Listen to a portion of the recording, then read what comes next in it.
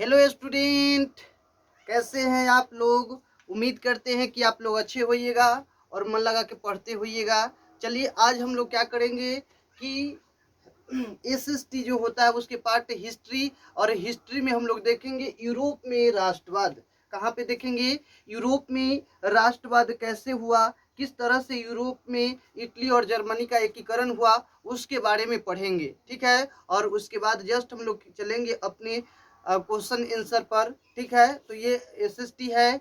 सबसे पहले आप लोगों को ये छोटे से चैनल एजुकेशन फॉर ऑल में आप लोगों को स्वागत करता हूँ। ठीक है, और उसके बाद हम लोग प्रश्नावली लघुतरीय प्रश्न है और उसको सॉल्व करने का प्रयास करेंगे। ठीक है, hello hello student, how are you? I hope कि all student are good and fine.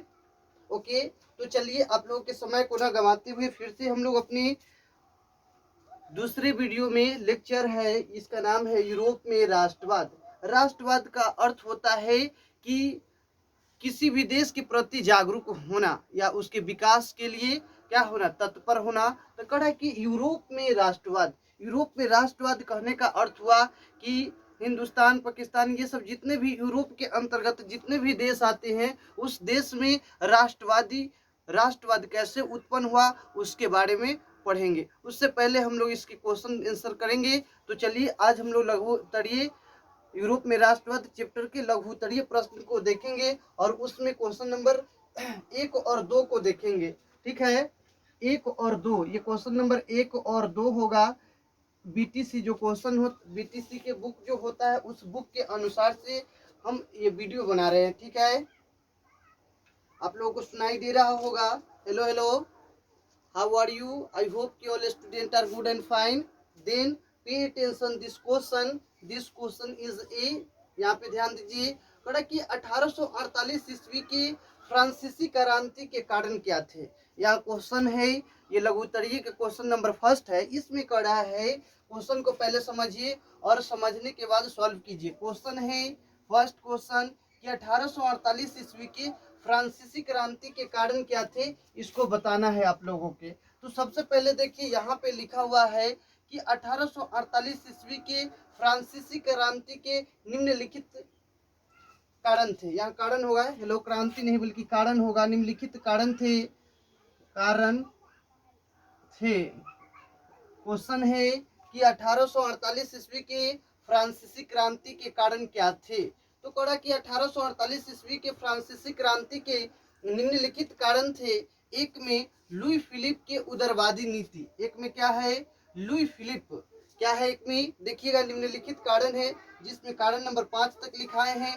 First जो कारण था लुई फिलिप के उदारवादी नीति। उदारवादी नीति के कारण ही क्या हुआ कि फ्रांसीसी क्रांति होने की चांस बढ़ गई। तो ये है। 2 नंबर का रहा है कि लुई फिलिप के द्वारा गीजो को प्रधानमंत्री नियुक्त किया जाना, जो कट्टर प्रतिक्रियावादी थे, जो किसी भी प्रकार के सुधार नहीं करना चाहता था, अपनी शासन व्यवस्था में कोई परिवर्तन नहीं करना चाहता था। इसीलिए सन 1848 ईस्वी के फ्रांसीसी क्रांति का उत्पन्न हुआ या होने की चांस बढ़ी। फिर करा गीजो के शासनकाल में बेरोजगारी एवं भूखमरी की स्थिति उत्पन्न हो गई। तो यहाँ गीजो के शासनकाल में बेरोजगारी एवं भूखमरी की स्थिति और फ्रांस की पुरातन व्यवस्था, ये भी एक कारण था जिसके कारण फ्रांसीसी क्रांति हुआ। और इटली एवं जर्मनी में संवैधानिक लोकतंत्र के सिद्धांत का अभाव था, जिसके कारण क्या हुआ कि 1848 ईस्वी के फ्रांसीसी क्रांति हुआ। देखिए क्वेश्चन कह रहा है कि सन 1848 ईस्वी के फ्रांसीसी क्रांति के कारण क्या थे। तो कारण निम्नलिखित थे।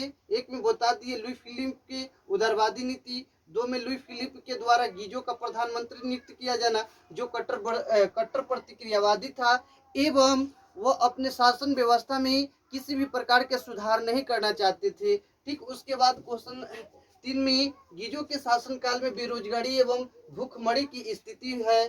फिर उसके बाद है फ्रांस की पुरातन व्यवस्था, और उसके बाद इटली एवं जर्मनी के संवैधानिक लोकतंत्र के सिद्धांतों का अभाव था, जिसके कारण क्या हुआ 1848 ईस्वी के फ्रांसीसी क्रांति हुआ। ठीक, अब हम लोग नेक्स्ट क्वेश्चन देखेंगे और वह क्वेश्चन नंबर 2 है। कड़ा कि इटली एवं जर्मनी के एकीकरण में ऑस्ट्रेलिया की क्या भूमिका थी। हेलो हेलो, ध्यान दीजिएगा यहाँ पे, please pay attention this question.